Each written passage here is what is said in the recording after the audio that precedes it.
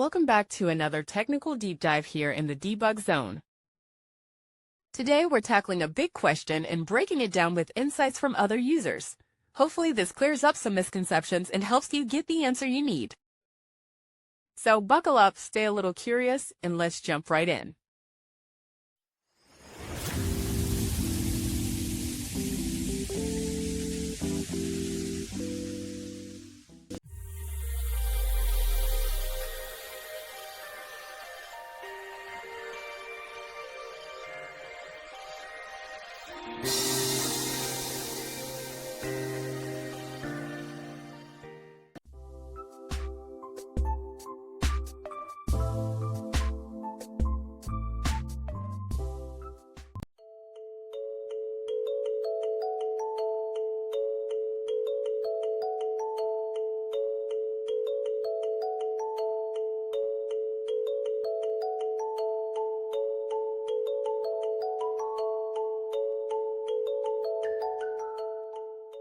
And that's a wrap.